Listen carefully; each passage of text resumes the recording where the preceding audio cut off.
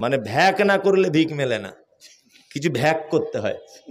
কি বললাম বুঝলেন না? ওই যে বেতুয়া রোড স্টেশনের পাশে দেখবেন কিছু লোক বসে আছে এরকম করে, লা ইলাহা ইল্লাল্লাহ, মা দুটো ভিক্ষা দাও, কেউ দেয় না। আর একটা লোক বুদ্ধি করে আখের গুড় বা খেজুরের গুড় পায়ে মেরে দিয়ে ব্যান্ডেজ করে ভিজিয়ে বসে আছে, আর বো বো করে মাছি উঠছে। ও ভাবছে হয়তো টাটকে অ্যাক্সিডেন্ট করেছে, 10 টাকা করে সবাই দিচ্ছে। মানে এখন আপনি যেমন দিবেন না, ফকিরও তেমন চিটিংবাজ।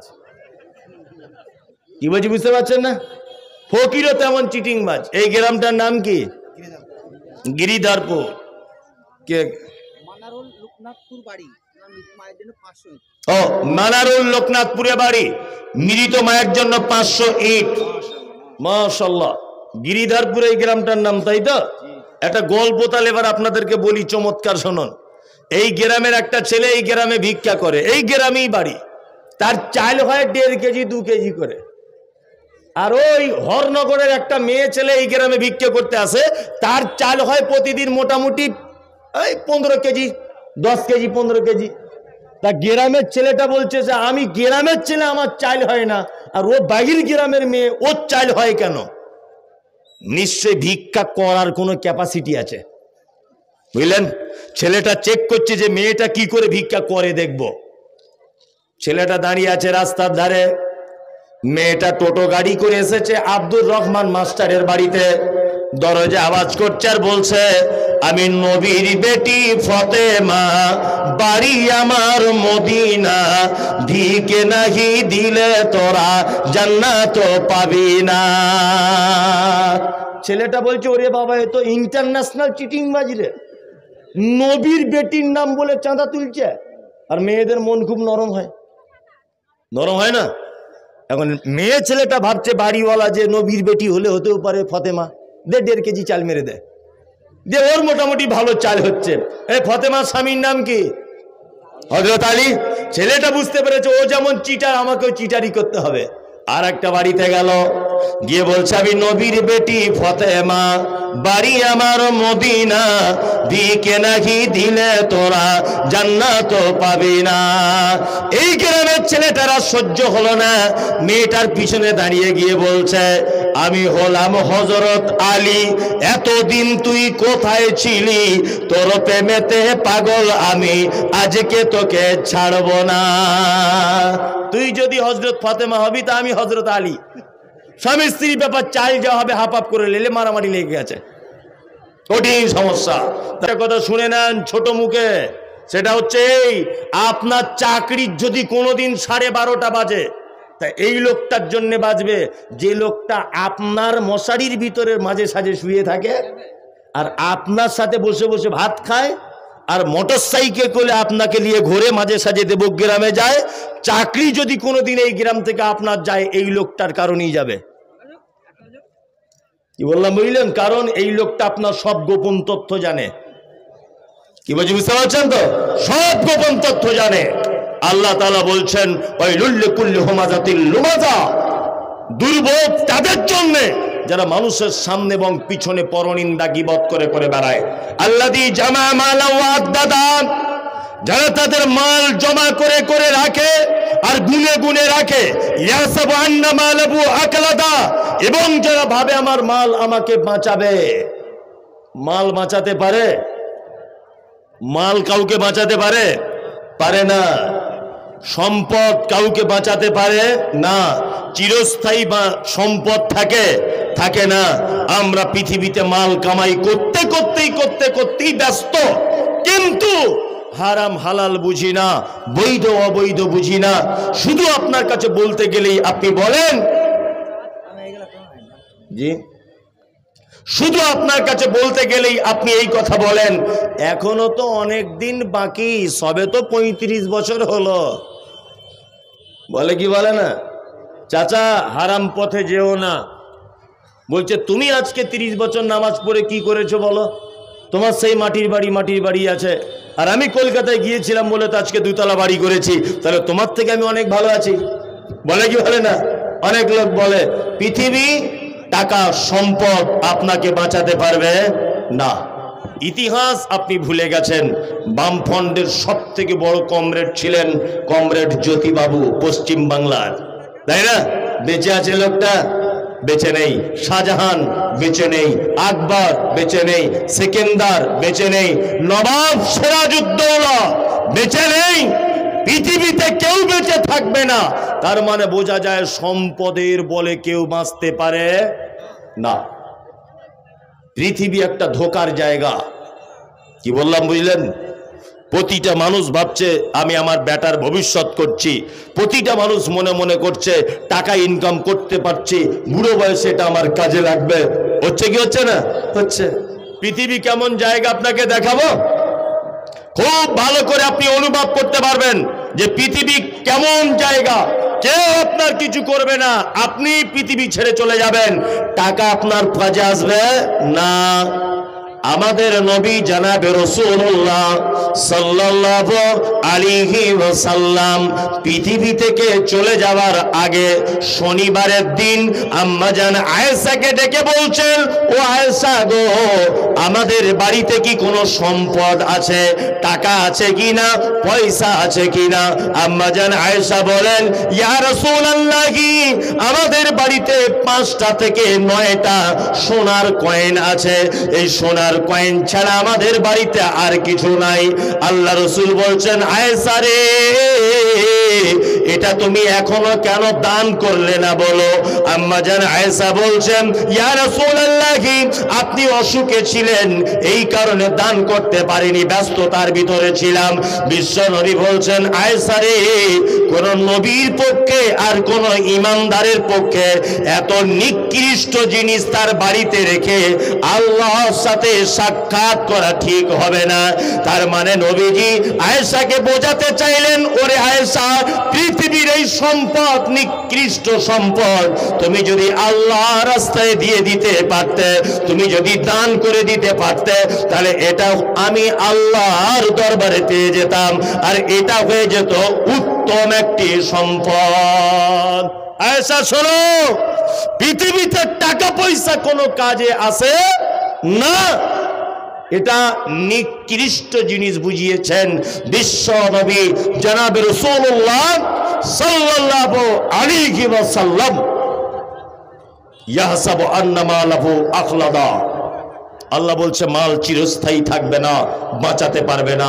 কাল্লা, কখনোই নয়, লায়ুম বাজান্না ফিল হুতামা, আল্লাহ তাআলা বলছেন হুতামা নামক জাহান্নামে অচিরেই তাদেরকে নিক্ষেপ করা হবে। অমাদ্রা কামাল হুতামা, নবী আপনি জানেন হুতামা কি? নারুল্লাহিল মুকাদা, আল্লাহ বলছেন হুতামা নামক জাহান্নাম, এটা আমার নিজস্ব তৈরি করা প্রজ্বলিত আগুন। আল্লাতি তাত্তালিউ আলাল আফইদা, এই আগুনের এত তীব্রতা, এই আগুনের এত তেজ যে মানুষের অন্তঃকরণ পর্যন্ত পুড়ে ছাই হয়ে যাবে। ইন্নাকা আলাইহিম মুসাদা, আর মানুষকে জাহান্নামের ভিতরে, হোতামার ভিতরে বেঁধে রাখা হবে। ফি আমাদিম মুমাদ্দাদা, আর আগুনের তৈরি করা থাম্বাতে তাদেরকে পেঁচিয়ে পেঁচিয়ে বাঁধা হবে। আপনার কাছে বিনীত অনুরোধ, আপনাকে কয়েকটা খারাপ কথা বলে দিলাম, আল্লাহ আমাদেরকে গীবত থেকে বাঁচান। টাকা সম্পদ আপনি উপার্জন করুন, কিন্তু তাই বলে এটা নয় যে আপনার সম্পদ আপনাকে বাঁচাতে পারে। এবার আপনাদেরকে উভয় পক্ষের দিকে লক্ষ্য রেখে দুটি কথা বলে দিই, সেটা হচ্ছে এই, আচ্ছা বলুন তো, পৃথিবীতে কারোর মাধ্যমে জান্নাত যাওয়া যায়? একটু হিসাব করে বলুন। যায়? যায়। কার মাধ্যমে যায়? আব্বা মায়ের, হ্যাঁ, আব্বা মায়ের মাধ্যমে জান্নাত যাওয়া যায়। এদের সেবা করার মাধ্যমে জান্নাত যাওয়া যায়। সেবা যত্ন করেন তো? করেন? নদিয়ার মানুষ জি। জান্নাত কোথায় যাচ্ছেন, কোথায় খুঁজছেন? কিছু লোককে দেখতে পাওয়া যাচ্ছে ঘন ঘন উমরা করতে যাচ্ছে, শুধু উমরা হজে, বলছে এবারে আবার মক্কায় যাবার নিয়ত করেছি, মৌলী সাহেব দোয়া করবেন। মানে ওর একটা ধারণা যে মক্কাতেই মনে হয় জান্নাত বসে আছে, এটা ওর ধারণা, তাই না? হ্যাঁ। আর বাড়ি এসে ফজরের নামাজ পড়ে তসবি নিয়ে রাস্তায় রাস্তায় ঘুরছে, বড় পাঞ্জাবি পরে, মাথায় টুপি দিয়ে। কেউ কোনো কথা বললে বলছে না না না না, আমি কারোর সাগে মাছে থাকি না। অথচ ফজরে আসার সময়তে 4টে বেটা ষাঁড়ের মতো ঘুমাচ্ছে, একবারও ডেকে আসেনি হাজি সাহেব, এই চল আজান হয়েছে। কথা বাস্তব না অবাস্তব? 4টে বেটা ঘুমিয়ে আছে, অথচ হাজী সাহেব মসজিদে এসে বসে আছে। পৃথিবীতে দুটো মানুষের মাধ্যমে জান্নাত পাওয়া খুব সহজ, সেটা হচ্ছে আব্বা আর মা। আপনাদের এলাকায় আব্বা মারা বুড়ো হয়ে গেলে কেমন ব্যবহার করে, কেমন ভাত চাত কেমন করে খায়? 4টে 5টে বেটা হলে পালি সিস্টেমে খায়। মনে হয় ওর বাপ মসজিদের ইমাম সাহেব আর মা মুয়াজ্জিন, এরকম না? আবার বৌমারা অনেক সময় বলে আজকে ক তারিখ, ক্যালেন্ডার দেখে শুরু করো না। আবার কেউ কেউ বলছে আমাদের তরকারি কি খুব মিষ্টি, ছেড়ে যেতে মন চায় না, বলে কি বলে না? বলে। বিনীত অনুরোধ, যারা যেভাবে যেখানে আছেন, এতক্ষণ যা শুনেছেন যদি আপনি মনে না রাখতে পারেন আপনার ব্যাপার, আমি এখন যে কথাটা বলবো জান্নাতে যাওয়ার মাধ্যম, এই কথাটা আপনাকে শোনার জন্য বিনীত অনুরোধ করছি। কেউ চলে যাবেন তো চলে যান এখনই, আমার কোনো আপত্তি নেই, কারণ আপনাকে বসিয়ে রাখার মতো ক্ষমতা আমার নেই। আপনি চলে যাচ্ছেন মানে আপনার পিছনে শয়তান বারবার দাগা দিচ্ছে, আপনি তার চলে পড়ে গিয়েছেন। কি বললাম বুঝলেন? আর হয়তো খুব জোর হলে 20 মিনিট হবে জলসা, আর খুব জোর হলে 1 ঘন্টা হবে, তার তো বেশি নয়। তা বছরে একদিন আপনার 5 মিনিট এদিক ওদিক হলে ক্ষতি কি? এত কিসের? যাই হোক, বলে দিয়ে যাচ্ছি, একটা লোকের 4টে বেটা। কটা? 4টা। 4 বেটা দিল্লিতে কাজ করে। ঈদের 1 সপ্তাহ আগে বাড়ি আসবে, ঈদের 1 সপ্তাহ আগে বাড়ি আসবে। তোর স্ত্রীকে ফোন করে বলছে হ্যালো, বলছে কি? বলছে তোমার জন্য কিছু নিয়ে যেতে হবে, আমি তো বাড়ি যাচ্ছি। ওর স্ত্রী বলছে আমার জন্য লাল টকটকে একটা শাড়ি আনবে, মেয়ের জন্য একটা চুড়িদার, আর ছেলের জন্য জিন্সের প্যান্ট, আর আমার বোনের জন্য 2টো চুড়িদারের কাপড় আনবে। মানে ও শালির জন্য বলছে। তা দিল্লির কোনো একটা শপিং মলে কেনাকাটা করছে। ওর স্ত্রী আবার ফোন করেছে, আবার ফোন করে বলছে হ্যালো, আরে শাড়িটা লাল কালারের নিবে কিন্তু। ওর স্বামী তখন বলছে লাল কালারেরই নিয়েছি। তখন নদিয়ার ওই গিরিধারীপুরের মেয়েরা তখন বলছে এত দেরি হচ্ছে কেন কাপড়ের দোকানে, তাড়াতাড়ি এসো, ট্রেন পাবে না। তখন ছেলেটা বলছে তোমাদের সবার কেনাকাটা রেডি, শুধু আব্বার জন্যে একটা লুঙ্গি, একটা পাঞ্জাবি, আর মায়ের জন্য একটা শাড়ি, একটা ব্লাউজ কেনার জন্যে এখন পছন্দ করছি। তখন ওর স্ত্রী ফোনে বলছে কেন? প্রত্যেক বছরে তুমি তোমার আব্বা মাকে জামা কাপড় দেবে, তোমার 3টে ভাই চোখে দেখতে পায় না, বাড়ি চলে আসো। তখন বাড়ি চলে এসেছে 4 বেটাই। ঈদের দিনে মসজিদে তাকবীর হচ্ছে, আল্লাহু আকবার, আল্লাহু আকবার, লা ইলাহা ইল্লাল্লাহ, আল্লাহু আকবার, আল্লাহু আকবার, ওয়ালিল্লাহিল হামদ। তাকবীর হয় না? হয়। সবাই নতুন জামা পরে ঈদগাহে যাচ্ছে সবাই। তোমার আব্বা বয়স 90 বছরের কাছাকাছি, তোমার মায়ের বয়স 85 বছর। তোমরা 4 ভাই, তোমাদের মা 2 তলাতে সিঁড়ি দিয়ে উঠতে পারে না বলে 4 ভাই সিদ্ধান্ত নিয়েছে ছোট ভাইয়ের সিঁড়ির তলাতে তোমার মা আর আব্বাকে রাখার। সিঁড়ির তলাতে মশারির ভিতরে তোমার আব্বার মা 2জন থাকে। ঈদের দিনে যখন জমাত শুরু হয়ে যাচ্ছে ঈদগাহে, তখন তোমার মা কাঁদো কাঁদো কণ্ঠে, ক্লান্ত কণ্ঠে তোমার আব্বাকে ডেকে বলছে, আব্দুল্লাহর আব্বা তুমি কি ঈদের নামাজ পড়তে যাবে না? বলছে যেতে তো ইচ্ছা করে, কিন্তু জামা কাপড় কোথায় আছে কিছু বুঝতে পারছি না। যে আপনার 85 বছরের মা আস্তে আস্তে আস্তে আস্তে আস্তে করে উঠে, আস্তে আস্তে করে উঠে কি করেছে, বাক্সর ভিতর থেকে একটা গত বছরকার পুরাতন জামা ছিল, সেই জামাটা আপনার আব্বার হাতে তুলে দিয়ে বলেছে কোনো রকম ঈদগাহে যাও, বছরে একবার ঈদের নামাজটা অন্তত পড়ে এসো। বলে না? বলে। চলে গেল লোকটা, চলে গেল। ঈদের নামাজ শেষ, সবাই বাড়ি চলে এসেছে। তোমার আব্বা হাতে লাঠি নিয়ে আস্তে আস্তে আস্তে আস্তে আস্তে করে তোমাদের বাড়ির মেন সদর দরজার কাছে এসে বসে আছে। আল্লাহু আকবার। দুপুর 2টো পর্যন্ত তোমাদের বাড়িতে বিরিয়ানি হয়েছে, গোস্ত রান্না হয়েছে, লুচি হয়েছে, মিষ্টি হয়েছে, সব কিছু হয়েছে, সবাই আনন্দ করে খাচ্ছে। 2টো বেজে গেছে, তোমার আব্বার মা এক পেয়ালা গোস্ত আর 2টো লুচি বা পরোটা পেল না। কারণ তোমার আব্বা মা যে খুব বড় ভুল করেছে জীবনে। তোমার আব্বা মায়ের ভুল নেই? হ্যাঁ, মারাত্মক বড় ভুল। তোমার মায়ের মতো ভুল তো পৃথিবীতে আর কেউ করেনি। তোমার মায়ের 1-2টো ভুল বলবো? বলি। তোমার মা ছিল গিরিধারপুর গ্রামের একজন পর্দানাসীন নারী।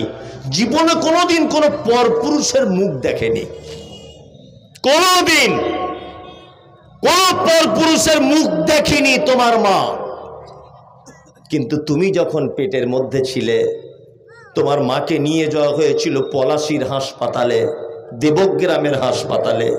তোমার মা তোমার মতো অপদার্থ ছেলেকে জন্ম দিতে গিয়ে, যে মা জীবনে কাউকে মুখ দেখায়নি, সেই মা পরপুরুষ ডাক্তারের সামনে সায়া ব্লাউজ খুলে দিয়ে তার লজ্জাস্থান দেখিয়ে দিয়েছিল, লজ্জা করেনি। এটা তোমার মায়ের জীবনের 1 নম্বরের ভুল। তোমার মায়ের 2য় অপরাধ, তোমার মায়ের মাথার চুলগুলো ছিল কালো কুচকুচে, হাঁটু পর্যন্ত দুলতো। পাড়ার মেয়েরা তোমার মায়ের মাথার চুল দেখতে আসতো।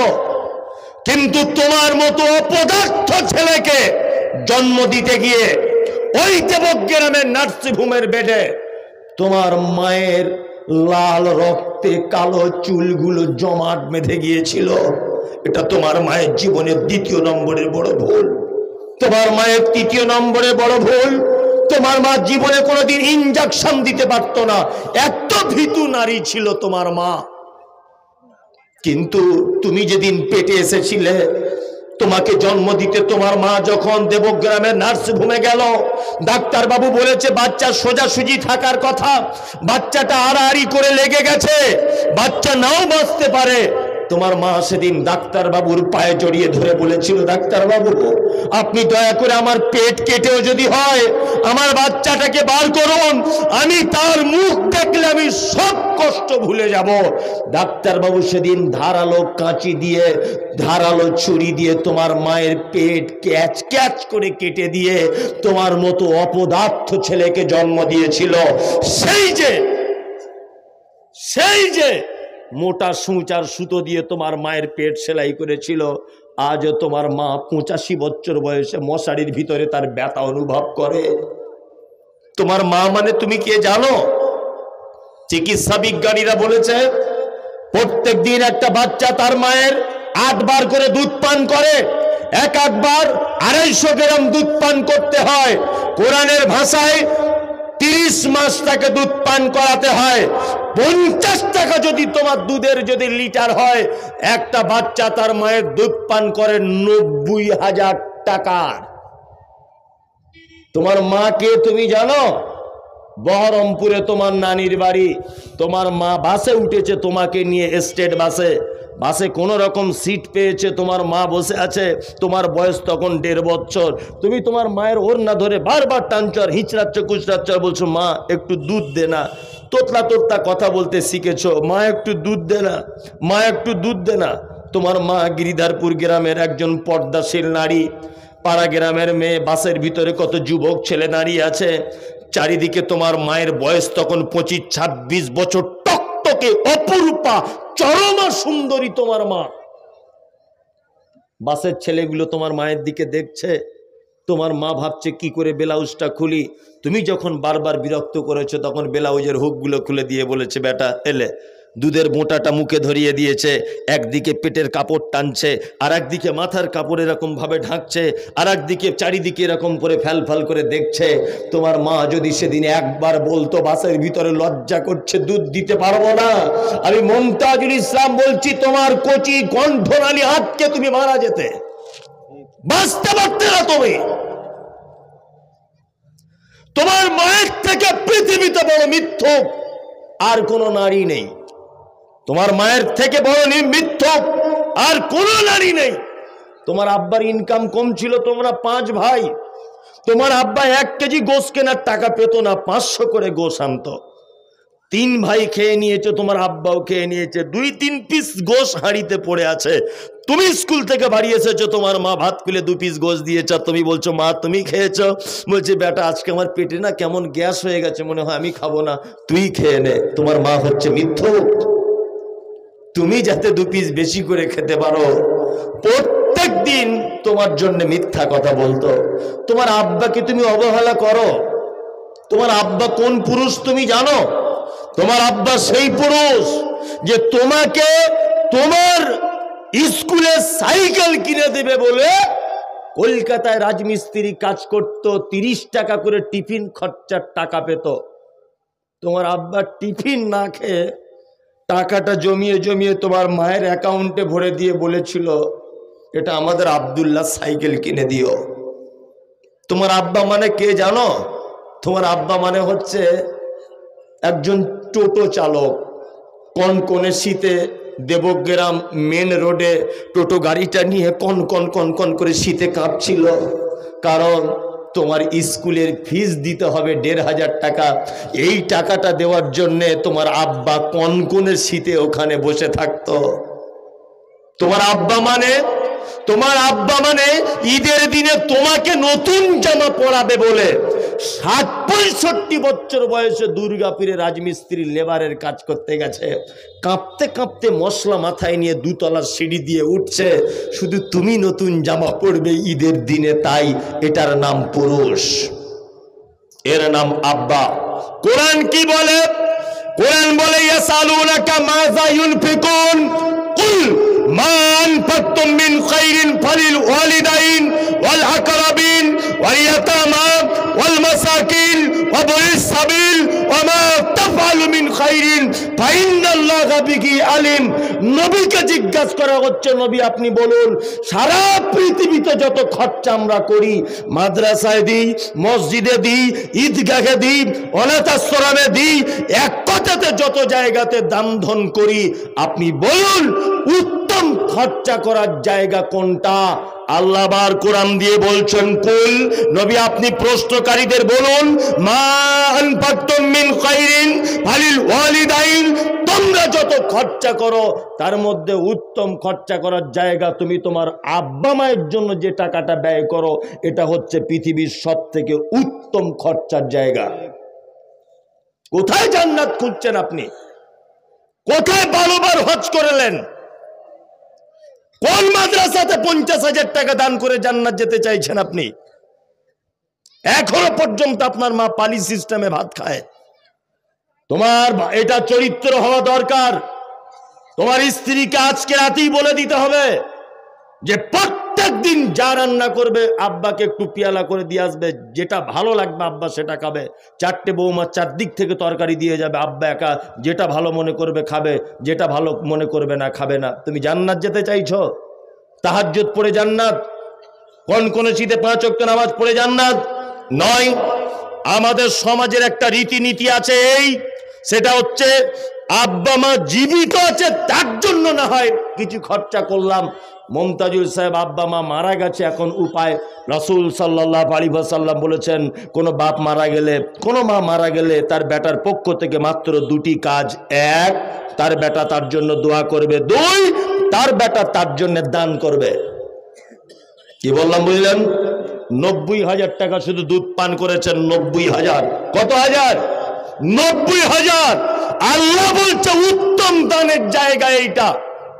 এখানে একটা লোক বলুন তো যে আমি মসজিদে 1000 বা 2000 ইট দান করব, এই মাদ্রাসাতে গেদারপুর মাদ্রাসাতে 1000 ইট দান করলাম, এটা আমার মায়ের 90,000 টাকা দুধ পান করেছি, তার ভিতরে আজকে 10,000 টাকা দিয়ে দিলাম, আমি 1000 ইট আমার মায়ের জন্য দিয়ে দিলাম। আপনার মা বেঁচে থাক, আপনার মা মারা যাক, এটা দেখার প্রশ্ন নয়, আপনাকে দিতে হবে তাদের জন্য, এটাই আপনার কাছে দাবি। একজন কি বাপের বেটা আছে দেখি তো তার আব্বা মাকে ভালোবাসে? একজন, ওই একজন হাত তুলেছে, লিখুন তো। এই হচ্ছে বাপের বেটা। আজকে দিতে হবে তা নয়, ইট যখন কাজ চলবে আপনি তখন দিবেন কিনে, তাই না? জি। এই চলুন আর একজন হাত তুলুন তো যে আমি 1000 ইট কিনে দিব আল্লাহর রাস্তে। কেউ উঠবেন না ভাই, আপনার কাছে অনুরোধ, এটা কেউ আপনারা উঠবেন না। আপনি চলে যাওয়া মানে আর একজন আপনার পিছনে চলে যেতে থাকবে, পরিবেশ নষ্ট হবে। ওই জন্য আপনার কাছে বিনীত অনুরোধ যে আপনারা বলুন তো দেখি যে আমি আমার পক্ষ থেকে আমার আব্বা মায়ের জন্য 1000 ইট দিয়ে দিব। একটা লোক আছেন? তাহলে এতটা মজলিসে একটা লোক ছিল। যদিও আমি আদায় টাদাই ভালো করতে পারি না, আর আমি আদায়ের জন্যই যে আপনাকে বলছি তা না, আমি শুধু আপনাকে দেখতে চাইছি এটা পরীক্ষা করে যে আপনি আপনার আব্বা মাকে কতটা ভালোবাসেন। দেন। কেউ আছেন এখানে? 6000 ইট লাগবে, তাই তো? 6000 ইটের প্রয়োজন আছে বলছে। 6টা মায়ের বেটা আপনারা হাত তুলে বলুন যে আমি আর 1000 দিয়ে দিব। আর একটা লোক হাত তুলুন তো। আপনি দিয়েছেন, আবার দেন। কেউ আছেন? কেউ নাই। আসলে একই জমিতে বারবার তো হাল চালালে হবে না। সাবির কেরালাতে আছে 1000 ইট। তাহলে আর 4000 বাকি আছে। ইনশাল্লাহ কেউ না কেউ দিবে, আশা করি। কেউ চলে যায় না, কিছুক্ষণ বসুন। শীতের রাত তো, বাজে কিন্তু এখন 11:30, মনে হচ্ছে 2টা-3টা বেজে গেছে। শীতের রাত, আপনাদের কষ্ট দেব না ভাই, আর কিছুক্ষণ পরে আপনাদেরকে ছেড়ে দেব। বলুন ভাই একবার মেহরবানি করে, আর একটা লোক বলুন, হাতটা তুলুন, একটু মেহরবানি করুন। কেউ আছেন ভাই? আচ্ছা আপনি 500 বলুন যে 1000 পারবো না, 500 ইট আমি দিব। আপনার আব্বা মায়ের জন্য ব্যয় করুন। কেউ আছেন এখানে? জি, আসলে আমি আদায় করার ক্যাপাসিটি জানি না তো, ওই জন্য দিচ্ছে না। আসলে ওটা নয়, মানে ভ্যাক না করলে ভিক মেলে না, কিছু ভ্যাক করতে হয়। কি বললাম বুঝলেন না? ওই যে বেতুয়ারি স্টেশনের পাশে দেখবেন কিছু লোক বসে আছে এরকম করে, লা ইলাহা ইল্লাল্লাহ, মা দুটো ভিক্ষা দাও, কেউ দেয় না। আর একটা লোক বুদ্ধি করে আখের গুড় বা খেজুরের গুড় পায়ে মেরে দিয়ে ব্যান্ডেজ করে ভিজিয়ে বসে আছে, আর বো বো করে মাছি উঠছে। ও ভাবছে হয়তো টাটকে অ্যাক্সিডেন্ট করেছে, 10 টাকা করে সবাই দিচ্ছে। মানে এখন আপনি যেমন দিবেন না, ফকিরও তেমন চিটিংবাজ। কি বলছি বুঝতে পারছেন না? ফকিরও তেমন চিটিংবাজ। এই গ্রামটার নাম কি? গিরিধরপুর। কে? ও, মানারুল লোকনাথপুরে বাড়ি, মৃত মায়ের জন্য 500 ইট। মাশাআল্লাহ। গিরিধরপুর এই গ্রামটার নাম, তাই তো? একটা গল্প তাহলে এবার আপনাদেরকে বলি, চমৎকার শুনুন। এই গ্রামের একটা ছেলে এই গ্রামে ভিক্ষা করে, এই গ্রামেই বাড়ি। তার চাল হয় 1.5 কেজি 2 কেজি করে। আর ওই হরনগরের একটা মেয়ে ছেলে এই গ্রামে ভিক্ষা করতে আসে, তার চাল হয় প্রতিদিন মোটামুটি 15 কেজি, 10 কেজি, 15 কেজি। তা গ্রামের ছেলেটা বলছে যে আমি গ্রামের ছেলে, আমার চাল হয় না, আর ও বাহির গ্রামের মেয়ে, ওর চাল হয় কেন? নিশ্চয় ভিক্ষা করার কোনো ক্যাপাসিটি আছে, বুঝলেন? ছেলেটা চেক করছে যে মেয়েটা কি করে ভিক্ষা করে দেখব। ছেলেটা দাঁড়িয়ে আছে রাস্তার ধারে, মেয়েটা টোটো গাড়ি করে এসেছে আব্দুর রহমান মাস্টারের বাড়িতে।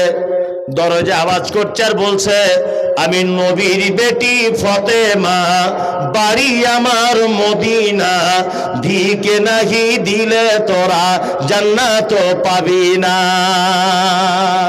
ছেলেটা বলছে, ওরে বাবা, এ তো ইন্টারন্যাশনাল চিটিংবাজি রে। নবীর বেটির নাম বলে চাঁদা তুলছে। আর মেয়েদের মন খুব নরম হয়, নরম হয় না? এখন মেয়ে ছেলেটা ভাবছে বাড়িওয়ালা যে নবীর বেটি হলে হতেও পারে ফতেমা, দে 1.5 কেজি চাল মেরে দে, যে ওর মোটামুটি ভালো চাল হচ্ছে।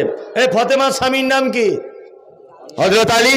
ছেলেটা বুঝতে পেরেছে ও যেমন চিটার, আমাকেও চিটারি করতে হবে।